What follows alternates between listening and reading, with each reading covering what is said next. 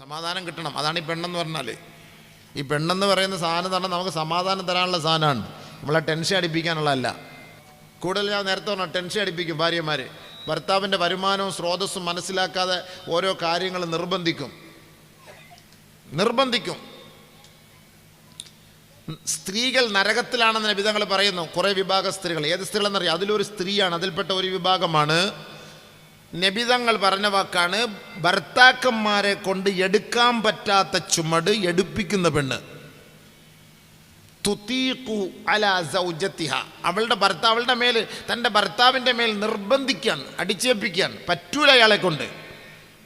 ഇന്നെനിക്ക് നെയ്മീൻ വേണം, 1100 രൂപയാണ് ഖദീജ, അത് നിങ്ങൾ മേടിച്ചുകൊണ്ട് തരണം, നിങ്ങൾ കെട്ടിയോനല്ലേ, എൻ്റെ വാപ്പ 50 പവൻ തന്നിട്ടല്ലേ അങ്ങോട്ട് കെട്ടിച്ചു വിട്ടത്, ഇനിയിപ്പോൾ 50 പവനൊന്നും വേണ്ട, 2 നെയ്മീൻ്റെ തല കൊടുത്ത് കെട്ടിച്ചാൽ മതി, അതാ നല്ലത്. ഒരു കിലോ നെയ്മീൻ മേടിച്ചോണ്ട് പോവാ. അത് സംഭവം ശരി തന്നെ. എപ്പോഴും സമ്പത്തിൽ കയ്യിലൊക്കെ പണം ഉണ്ടായിക്കൊള്ളണമെന്നില്ലല്ലോ, എപ്പോഴും സമ്പത്ത് ഉണ്ടാവണമെന്നില്ലല്ലോ. അപ്പം അതുകൊണ്ട് ഭർത്താവിൻ്റെ അവസ്ഥ മനസ്സിലാക്കി പ്രവർത്തിക്കണം. അതുകൊണ്ടാണ് ദാവൂദ് നബി ദുആ ചെയ്ത്, പഠിച്ചവനെ എന്നെ ടെൻഷൻ അടിപ്പിക്കുന്ന പെണ്ണിനെ നീ എനിക്ക് തരല്ലേ അല്ലാ. കല്യാണം കഴിക്കാത്ത ചെറുപ്പക്കാർ ഈ ദുആ ചെയ്തോ ഇന്ന് മുതൽ ഇൻഷാ അല്ലാ, കേട്ടോടാ, നീയൊക്കെ ചെയ്തോ, അല്ലെങ്കിൽ ടെൻഷൻ അടിച്ചതിൻ്റെ ഒക്കെ ഊപ്പാട് വരും, ഉള്ള മുടിയും കൂടെ നരച്ചു പോകും. ഒന്നാമത് ഇപ്പം മുടി മൊത്തം നരച്ചിരിക്കുക ചെറുപ്പക്കാരുടെ മൊത്തവും. അപ്പോൾ അതിൻ്റെ കൂട്ടത്തിൽ ഈ ടെൻഷനും അടിച്ചാൽ പോകും. അതുകൊണ്ട് ടെൻഷൻ അടിക്കാതിരിക്കുമ്പോൾ ഇപ്പോഴും ദ്വാരം വേണം. നല്ല പെണ്ണ്, അതിനാണ് സുക്കൂനത്ത് പെണ്ണെന്ന് പറഞ്ഞാൽ. പെണ്ണെന്ന് പറഞ്ഞാൽ അതുകൊണ്ടല്ലേ ഈ ഹോസ്പിറ്റലിലൊക്കെ നേഴ്സന്മാരെ വെച്ചത്. ഫീമെയിൽ നേഴ്സുണ്ട്, മെയിൽ നേഴ്സുണ്ട് ഇല്ലേ? പക്ഷേ ആണുങ്ങൾ നേഴ്സ് വന്ന് ഇഞ്ചക്ഷൻ വെക്കുന്നതും പെണ്ണ് നേഴ്സ് വന്ന് ഇഞ്ചക്ഷൻ വെക്കുന്ന വ്യത്യാസമുണ്ട് ഇല്ലേ ഉസ്താദേ? ആണുങ്ങൾ വന്ന് ഇഞ്ചക്ഷൻ വെക്കുന്നത് ഒരുമാതിരി ഇനിമ എടുക്കുന്നവരോട് ഒറ്റ കുത്താ, അവൻ കയറ്റിയിട്ട് പോകും. പെണ്ണുങ്ങളാകുമ്പോൾ ചേട്ടാ ചേട്ടാ അപ്പച്ച എന്നൊക്കെ പറഞ്ഞ് 2 തടവടമ്പോഴേ നമ്മുടെ പനിയൊക്കെ പോയി. സംഭവം ഒരു എക്സ്ട്രാ 2 ദിവസം കൂടെ അവിടെ കിടന്നാൽ കൊള്ളാൻ തോന്നിപ്പോവും നമുക്ക്. ഇപ്പോഴേ ഡിസ്ചാർജ് ചെയ്യല്ലേ, 2 ദിവസം കൂടെ കിടന്നോട്ടെ, അപ്പച്ചൻ്റെ 2 കുത്തൂടെ കിട്ടട്ടെ. അതാണ് അവരെ അല്ലാഹു തആല വെച്ചത്. എന്തിനാണ്? അവർക്കൊന്നൊരു അത്രയ്ക്ക് സന്തോഷം, സുക്കൂനത്ത് അവരിൽ നിന്ന് കിട്ടും. നമുക്കൊരു മനസ്സമാധാനം തരും പെണ്ണുങ്ങൾ. നിങ്ങൾ ടെൻഷൻ അടിക്കുമ്പോൾ ഒരു മനസ്സമാധാനം, ആ ടെൻഷൻ മാറാൻ. അതായത് ഇന്നാ സനുൽഖി അലൈക ഖൗലൻ സഖീലാ, വലിയ ഭാരിച്ച ഉത്തരവാദിത്തം നബിയുനാ റസൂലുള്ളാഹി തങ്ങളുടെ മേൽ അല്ലാഹു സുബ്ഹാനഹു വ തആല ജിബ്രീലിലൂടെ കൊണ്ടുവന്നപ്പോൾ ബഹുമാനപ്പെട്ട ജിബ്രീൽ അലൈഹിസ്സലാത്തു വസ്സലാമിനെ കണ്ടപ്പോൾ നബി തങ്ങൾ പേടിച്ചു പോയി. നേരെ പോയിട്ട് ഖദീജയുടെ അരികിലേക്ക് പോയിട്ട് സമ്മിലൂനി ദസിറൂനി യാ ഖദീജ, ഒന്ന് പുതപ്പിട്ട് മൂടണേ ഖദീജ. അതാ പറഞ്ഞത്, അല്ലാതെ പുതപ്പിട്ട് മൂടു ഖദീജ.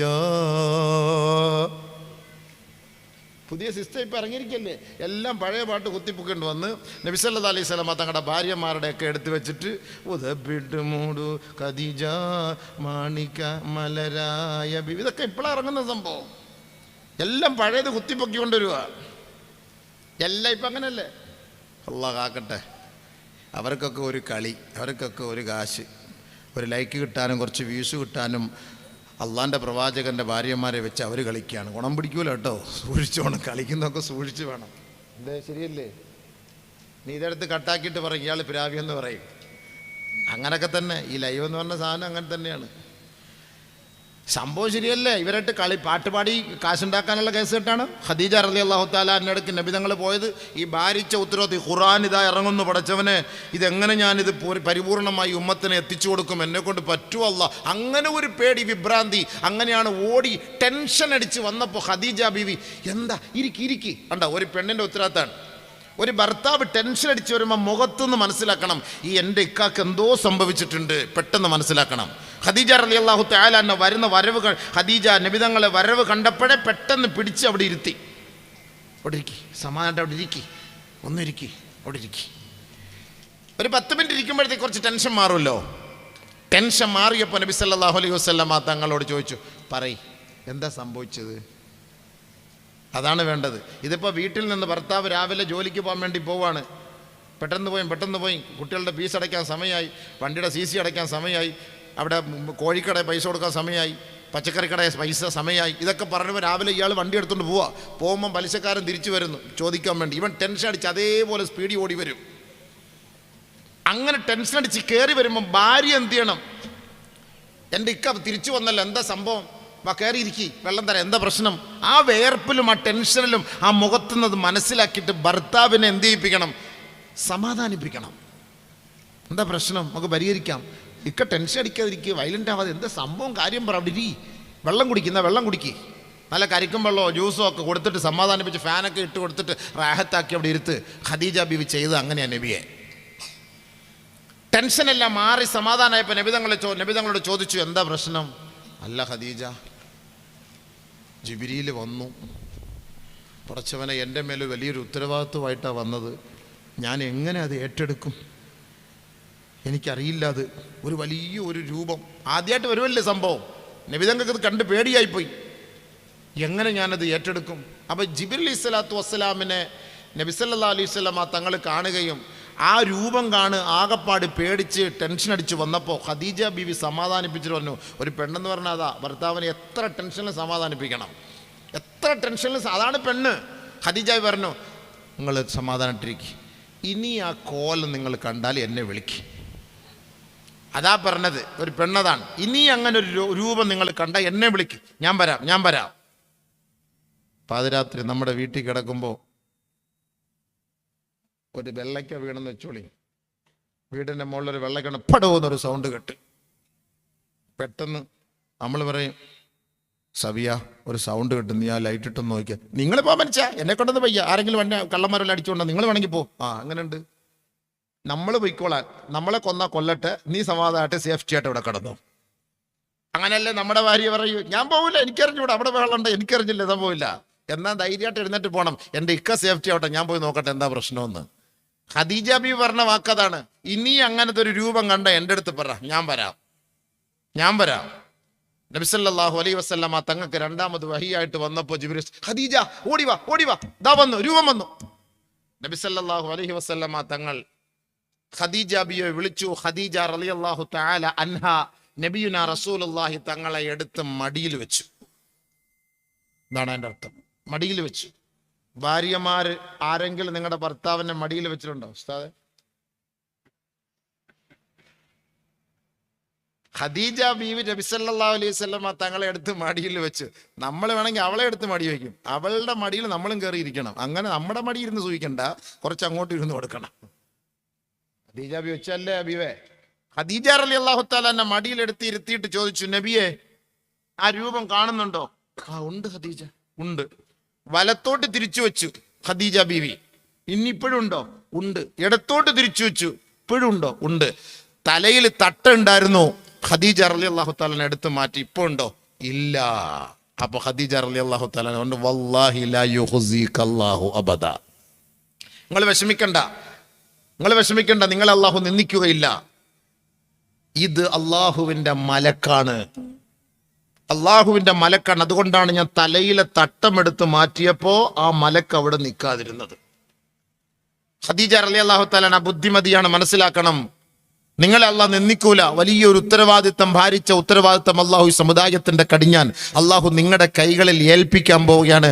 അതിന്റെ തെളിവാണ് ഈ കണ്ടത് എന്ന് ബഹുമാനപ്പെട്ട ഖദീജ ബീവി നബി സല്ലല്ലാഹു അലൈഹി വസല്ലമ തങ്ങളെ സമാശ്വസിപ്പിച്ചു, ആനന്ദിപ്പിച്ചു, സന്തോഷിപ്പിച്ചു. പിന്നീടാണ് ഒരു കാരണവരെ കണ്ട് നമുക്ക് കാര്യങ്ങളെ ധരിപ്പിക്കാമെന്ന് കരുതിയിട്ട് അന്ന് ജീവിച്ചിരുന്ന പുരോഹിതന്റെ അരികിലേക്ക് വറഖത്ത് ബിൻ നൗഫൽ അദ്ദേഹത്തിന്റെ അരികിലേക്ക് പോകുന്നത്, ഖദീജ റളിയല്ലാഹു തആല കൊണ്ടുപോകുന്നത്. ഇപ്പൊ നമ്മുടെയൊക്കെ കുട്ടികൾ എന്തെങ്കിലുമൊക്കെ പേടിച്ച പിറ്റേ ദിവസം ദായി ഉസ്താദത്ത് കൊണ്ടൊരു ഉസ്താദ് ഇന്നലെ രാത്രി ഇങ്ങനെ കുട്ടി എന്തോന്ന് കണ്ട് പേടിച്ചു. ഞാനൊരു പള്ളിയിൽ ജോലി ചെയ്യുമ്പോൾ രക്തരക്ഷസ് എന്ന് പറഞ്ഞ എന്തോ ഒരു നാടകം എന്തോ ഉണ്ടായിരുന്നു, കൊല്ലത്ത് ജോലി ചെയ്യുമ്പോഴാണ്. അത് കണ്ട് കുട്ടികൾ പേടിച്ചു. പിറ്റേ ദിവസം തലയ്ക്ക് പിടിച്ചു പോകാൻ വേണ്ടി കൊണ്ടുവന്നു എൻ്റെ അടുത്ത്. തലയ്ക്ക് പിടിച്ചു രക്തരക്ഷസ് കണ്ടിട്ട് രാത്രി അതേപോലെ എന്നാലോചിച്ചു. ഞാൻ ചോദിച്ചു, ഇത് എന്ത് കണ്ട രക്തരക്ഷസ്? ഇതാർക്കാ പിടിപെട്ട? മോൾക്ക്. ഇനി തള്ളയ്ക്ക് കൂടെ വരും, ഒരുമിച്ച് വന്നാൽ മതി, പോയിക്കോളാൻ പറഞ്ഞു. എല്ലാം കൂടെ ഒരുമിച്ച് ഒറ്റ ഓതി ഊതാം. ഇതിപ്പോൾ കുട്ടിക്കല്ല, ഇനി അത് കുട്ടിയിൽ നിന്നാണ് കയറി തള്ളയിലോട്ട് വരുന്നത്. അങ്ങനെ അങ്ങോട്ട് വരുമ്പം ഇൻഷാ അല്ലാഹ് നിങ്ങൾ കുടുംബസമേതം ഒരുമിച്ചിരുത്തി ഓതി ആ രക്തരക്ഷസ് നമുക്ക് ഇറക്കാം. അല്ലാണ്ട് ഇവിടെ എന്ത് ചെയ്യാം? കൊച്ചുകുട്ടികളെ കൊണ്ടുപോയി രക്തരക്ഷസ് കാണിച്ചിട്ട് ഇങ്ങനത്തെ പല്ലും ഇങ്ങനത്തെ മുഖവും ഈ കോലവും എല്ലാം കാണിച്ചിട്ട് ഉസ്താദിൻ്റെ അടുത്ത് കൊണ്ട് ഓതാൻ കൊണ്ടുവന്ന് പറഞ്ഞാൽ ഈ പേടിക്കുമ്പോൾ ഓതാൻ കൊണ്ടുവരുന്ന പോലെ അങ്ങനെയാണ് ബഹുമാനപ്പെട്ട ഖദീജ റളിയല്ലാഹു തആലയുടെ കാരണവരുടെ അടുക്കലേക്ക് പോയത്. അപ്പോഴാ പറഞ്ഞത് ഒരു നേതാവ് ഒരു വലിയൊരു ഉമ്മത്തിൻ്റെ ഉത്തരവാദിത്തം ഏറ്റെടുക്കാൻ പോകുന്ന വ്യക്തിയാണ് നബിയുനാ റസൂലുള്ളാഹി തങ്ങൾ എന്ന് അന്ന് പഠിപ്പിച്ചു കൊടുത്തു. അപ്പം എന്താ ഈ ഖുർആൻ എന്ന് പറഞ്ഞാൽ ഞാൻ പറഞ്ഞു വന്നതിൻ്റെ ആശയം അതാണ്. ഇന്നാ സനുൽഖി അലൈക ഖൗലൻ സഖീലാ. വലിയ ഉത്തരവാദിത്തമാണ് ഇത് കേട്ടോ. നമ്മൾ നോക്കുമ്പോൾ ചെറിയ കുറേ പാഠപുസ്തകം പോലെ ഒരു ചെറിയ ബുക്ക് പോലെ ഇരിക്കുന്നു. ഇല്ല, ഇത് വലിയ ഉത്തരവാദിത്തമാണ്, വലിയ ഭാരമുള്ളതാണ്. നബിയുനാ റസൂലുള്ളാഹി സ്വല്ലല്ലാഹു അലൈഹി വസല്ലമ തങ്ങൾ പറയുന്നു, ഇന്നല്ലാഹ തആല ഖറഅ ത്വാഹ വയാസീൻ ഖബ്ല അൻ യഖ്ലുഖ അസ്സമാവാതി വൽ അർദ് ബിഖംസീന അൽഫി സന. ണ്ടോ അല്ലാഹ് നമുക്ക് ചെയ്ത ഏറ്റവും വലിയൊരു അനുഗ്രഹം ശ്രദ്ധിക്കണേ. ആകാശഭൂമികൾ സൃഷ്ടിക്കപ്പെടുന്നതിന് 50,000 വർഷങ്ങൾക്ക് മുമ്പേ അല്ലാഹു സുബ്ഹാനഹു വ തആല പരിശുദ്ധ ഖുർആനിലെ സൂറത്ത് യാസീനും സൂറത്ത് താഹായും ഓതി. ആകാശഭൂമി സൃഷ്ടിക്കപ്പെടുന്നതിന് 50,000 വർഷങ്ങൾക്ക് മുമ്പ്. ഇന്നല്ലാഹ തആല ഖറഅ ത്വാഹ വയാസീൻ ഖബ്ല അൻ യഖ്ലുഖ അസ്സമാവാതി വൽ അർദ് ബിഖംസീന അൽഫി സന. ആകാശഭൂമികൾ സൃഷ്ടിക്കപ്പെടുന്നതിന് 50,000 വർഷങ്ങൾക്ക് മുമ്പ് അല്ലാഹു സുബ്ഹാനഹു തആല ഖുർആനെ പരിചയപ്പെടുത്തി. നോക്കണം. ഫലമ്മാ സമിഅത്തിൽ മലായിക, മലാകമാരിത് കേട്ടപ്പോൾ ഖാലൂ തൂബാ ലി ഉമ്മത്തിൻ യൻസിലു ഹാദാ. മലക്കുകൾ ഖിറാഅത്ത് കേട്ടപ്പോൾ, ഖുർആൻ കേട്ടപ്പോൾ മലക്കുകൾ വിളിച്ചു പറഞ്ഞു, തൂബാ ലി ഉമ്മത്തിൻ യൻസിലു ഹാദാ. ഏതൊരു സമുദായത്തിലേക്കാണോ അള്ളാഹു ഈ ഖുർആൻ അവതരിപ്പിക്കുന്നത്, പടച്ചവനെ ആ സമുദായം എല്ലാവിധ അനുഗ്രഹങ്ങളും ലഭിച്ചവരത്രേ. അവർക്കെല്ലാവിധ ഭാവുകങ്ങളും ഞങ്ങൾ നേരുകയാണ്. ഏതൊരു സമുദായത്തിൻ്റെ മേലാണ് ഇത് അവതരിപ്പിക്കപ്പെടുന്നത്. എത്രയോ സമുദായം കഴിഞ്ഞുപോയി, അവർക്കൊന്നും കിട്ടാത്ത ഭാഗ്യമാണ് ഇന്ന് കാട്ടുപുതുശ്ശേരിയിലെ ഈ പരിസരത്തിരിക്കുന്ന നമ്മളടക്കമുള്ള ആദരവായ റസൂലുള്ളാഹി തങ്ങളുടെ 150 കോടിയോളം വരുന്ന അനുയായികൾക്ക് അള്ളാഹു ചെയ്ത അനുഗ്രഹം. ഖുർആൻ ഇറക്കി കൊടുത്തു എന്ന്. ആകാശഭൂമി സൃഷ്ടിക്കപ്പെടുന്നതിന് മുമ്പ് അള്ളാഹു ഖുർആൻ. അതുകൊണ്ട് സൂറത്ത് യാസീനും ദാഹായും എല്ലാവരും ഓതണം. എപ്പോഴും വീട്ടിൽ ഓതണം, കടയിൽ ഓതണം, വലിയ ബർക്കത്തുണ്ടാവും. സൂറത്ത് താഹ, സൂറത്ത് യാസീൻ. വീണ്ടും മലക്കുകൾ പറയുകയാണ്, ഫലമ്മാ സമിഅത്തിൽ മലായിക, വീണ്ടും ഖിറാഅത്ത് മലക്കുകൾ കേൾക്കുമ്പോൾ തൂബാ ലിഖുലൂബിൻ യഹ്ഫളു ഹാദാ. ഏതൊരു കൽബുകളാണോ മനനം ചെയ്യുന്നത്, ആ കൽബുകൾക്ക്, ഹൃദയങ്ങൾക്ക് എല്ലാവിധ ഭാവുകങ്ങളും ഞങ്ങൾ നേരുകയാണ്. ഖുർആൻ കാണാൻ പഠിച്ചവർക്ക് ഇവിടെ എത്ര പേര് ഹാഫിള്? ഒരാൾ ഹാഫിള്. എത്രയിടത്ത് ഹാഫിളിങ്ങൾ ഇഷ്ടം പോലെ ഉണ്ട്. ഞാൻ കഴിഞ്ഞ ദിവസം മഞ്ചേരിയിൽ പോയി. 280 ഹാഫിളിങ്ങൾ പരിശുദ്ധമായ ഖുർആൻ ഹാഫിളാകാൻ. ഇനി നാളെ കൈതോട് പരിപാടിയുണ്ട്. അവിടെ ഹാഫിളിങ്ങൾ, ആലിമീങ്ങളെ വാർത്തെടുക്കുകയാണ്. നെല്ലിയോ? മാഷാ അല്ലാ. എത്ര പേര് സനത്? മൊത്തം 4 പേര് സനത്. എല്ലാ ഹാഫിളിങ്ങളാണ്. മാഷാ അല്ലാ. ഹാഫിളിങ്ങളെ നോക്കിയിട്ട് മലക്കൾ പറയാ, തൂബാ ലിഖുലൂബിൻ യഹ്ഫളു ഹാദാ. ഈ കൽബിനകത്ത് ഈ ഖുർആനിനെ സൂക്ഷിച്ചവരാരാണോ അവർക്ക് എല്ലാവിധ അനുമോദനങ്ങളും ആശീർവാദങ്ങളും ഭാവുകങ്ങളും ഞങ്ങൾ നേരുകയാണ്. തൂബാ. ഹാഫിളിങ്ങെ കൊണ്ട് മലക്കൾ ദ്വാരക്കാണ്. മാത്രമല്ല ഖുർആൻ പഠിച്ചവരുടെ മയ്യത്ത് ഖബറിൽ ഒരു കുഴപ്പം ഉണ്ടാക്കൂല. എല്ലാവരുടെയും ഖബർ ഞെരുക്കും. ഇന്നലിൽ ഖബരി ലളമ്മാ. നബിയുനാ റസൂലുള്ളാഹി തങ്ങൾ പറഞ്ഞു, ഖബറിന് ഞെരുക്കമുണ്ട് സഹാബത്തെ. സഅദ് ഇബ്നു മുആദ് റളിയല്ലാഹു അൻഹുവിനെ ഖബർ ഞെരുക്കിയപ്പോൾ അല്ലാഹുവിന്റെ റസൂൽ പറഞ്ഞത്, ലൗ കാന അഹദും മിൻഹാ നാജിയ ലകാന സഅദ് ഇബ്നു മുആദ്. ആരെയെങ്കിലും ഖബർ വെറുതെ വിടുമായിരുന്നെങ്കിൽ അത് സഅദ് ഇബ്നു മുആദിനെ ഖബർ വെറുതെ വിടുമായിരുന്നു. അതുകൊണ്ട് നബി തങ്ങൾ പറഞ്ഞു, ഇന്നലിൽ ഖബരി ലളമ്മാ, ഖബർ ഞെരുക്കുമെന്ന് നബിയുനാ റസൂലുള്ളാഹി. ഖബർ ഞെരുക്കും. ഖബറിന്റെ ഞെരുക്കത്തിൽ നിന്ന് രക്ഷപ്പെടുന്ന കുറേ ആളുകളുണ്ട്. അള്ളാഹുവിൻ്റെ പ്രവാചകൻ അവരെ പ്രത്യേകമായി അവതരിപ്പിച്ചിട്ടുണ്ട്. അതിൽ ഒരു വിഭാഗമാണ് പരിശുദ്ധമായ ഖുർആൻ പഠിച്ചവർ. ഇദാ മാത ഹാമിലുൽ ഇൻസാൻ, ഒരു ഹാഫിള് മരണപ്പെട്ടാൽ അവൻ്റെ മയ്യത്തുമായി പള്ളിക്കാട്ടിലേക്ക് പോകുമ്പോൾ ഫഔഹല്ലാഹു ഇലൽ അർളി, ആ ഖബറിനോട് അല്ലാഹു പറയുമത്രേ, അല്ലാ തഅകുല ജിസ്മഹു, ഏ ഖബറേ, ഈ വ്യക്തിയെ നീ തൊട്ടു പോകരുത് കേട്ടോ, ഈ വ്യക്തിയെ നീ തിന്നു പോകരുത് കേട്ടോ. ഖബറിനോട് അല്ലാഹു തആല പറയാണ്. അല്ലാഹ് നേരിട്ട് ഇടപെടുകയാണ്. പ്രധാനമന്ത്രി നേരിട്ട് ഇടപെടുക എന്ന് പറഞ്ഞ പോലെ അല്ലാഹ് നേരിട്ട് ഖബറിലേക്ക് ഇടപെടുകയാണ്. തൊട്ടു പോരുത് കേട്ടോ. ആഫുള വരുന്നത്, ഖുർആൻ പഠിച്ചാളാ വരുന്നത്. ഉടനെ ആ ഖബർ മറുപടി കൊടുക്കുകയാണ്, യാ റബ്ബി കൈഫ, പടച്ചവനെ, കൈഫ കുലുഹു, ഞാൻ എങ്ങനെയാണ് അവനെ തിന്നുക, വകലാമുക ഫീ ജിസ്മിഹി, നിന്റെ പരിശുദ്ധമായ കലാം വഹിച്ചു കൊണ്ടുവന്ന ശരീരമാണല്ലോ അത്, ഞാൻ എങ്ങനെയാണ് അവനെ ഞാൻ തിന്നുക അല്ലാ. അതുകൊണ്ട് ഖബർ തിന്നൂല, ഖബർ തൊടൂല, ഖബർ ഞെരുക്കൂല, ഖബർ വേദനിപ്പിക്കൂല ഹാഫിളിനെ. ഖുർആന്റെ മാത്രം മനസ്സിലായ? ഇനി നിങ്ങൾക്കും ഖബർ ഞെരുക്കാതിരിക്കുക ഒരു വഴി പറഞ്ഞുതരാം. നബിയുനാ റസൂലുള്ളാഹി സ്വല്ലല്ലാഹു അലൈഹി വസല്ലമ തങ്ങൾ പറഞ്ഞു, മൻ ഖറഅ ഖുൽ ഹുവല്ലാഹു അഹദ് അല്ലാഹു സമദ് ലം യലിദ് വലം യൂലദ് വലം യകുൽ ലഹു കുഫുവൻ അഹദ് عند مرض موته لم يفتن في قبره وأمن من لغطته. ആരെങ്കിലും മരിക്കാൻ സമയമാകുമ്പോൾ, ആരെങ്കിലും മരണവേളയോടടുത്ത് കിടക്കുമ്പോൾ പരിശുദ്ധമായ സൂറത്തുൽ ഇഖ്ലാസ് പാരായണം ചെയ്ത് മരിച്ചാൽ ഖബറിൻ്റെ ഫിത്നകളിൽ നിന്നും അതിൻ്റെ ഞെരുക്കത്തിൽ നിന്നും അല്ലാഹു അവനെ സംരക്ഷിക്കുമെന്ന് നബിയുനാ റസൂലുള്ളാഹി സ്വല്ലല്ലാഹു അലൈഹി വസല്ലം. ആശുപത്രിയിലേക്ക് പനിയാന്നും പറഞ്ഞ് പോകുമ്പോൾ സൂറത്തുൽ ഇഖ്ലാസ് ഓതിക്കൊണ്ട് പോകും. ഗ്യാസ് കയറി ആശുപത്രി പോലെയോ, ഗ്യാസ് കയറിയോ, ഇഖ്ലാസ് ഓതിക്കൊണ്ട് പോകും. അവിടെ ചെന്ന് അറ്റാക്കെന്ന് അടിച്ചു പോയാലും പ്രശ്നമില്ല. ആംബുലൻസിൽ കൊണ്ടുപോവുക, അടുത്തിരിക്കുന്നവർ വേണം ഇഖ്ലാസ് ഓത്, സൂറത്ത് ഖുൽ ഹുവല്ലാഹു ഓത്, നീ എന്നെ മരിപ്പിക്കാൻ ഒരുങ്ങുവന്നോടി എടി. അത് ഞാൻ ഉസ്താദിൻ്റെ വാതിൽ കേട്ട് മരിക്കാൻ പോകുന്നവരാ തോന്നുന്നത്, നീ എന്നെ മരിപ്പിക്കാൻ ഒരുങ്ങുവന്നോ? ഓതുകാക്ക, മരിച്ചു പോയാൽ സ്വർഗത്തിൽ പോയിക്കൂടെ? ഇഖ്ലാസ് ഓതിക്ക്. ആശുപത്രി പോകുമ്പോൾ ഇഖ്ലാസ് ഓതിക്കണം, സൂറത്തുൽ ഇഖ്ലാസ്. നബി തങ്ങൾ പറഞ്ഞ വാക്കാൻ, മരിച്ചു കഴിഞ്ഞാൽ അവരെ ഖബർ വേദനിപ്പിക്കൂല. ഇഖ്ലാസ് ഓതി മരിച്ചാൽ അല്ലാഹു ഓതി മരിക്കാൻ ഭാഗ്യം തരട്ടെ. വലിയ തൗഫീഖാണ് സൂറത്തുൽ ഇഖ്ലാസ്. രാത്രി ഉറങ്ങാൻ കിടക്കുമ്പോൾ 3 പ്രാവശ്യം ഇഖ്ലാസ് ഓതിയിട്ട് കിടന്നാൽ പരിശുദ്ധ ഖുർആൻ മുഴുവനും ഓതി നമസ്കരിച്ചവരെ, ഓതിക്കിടന്നവരെ പോലെയാണ്.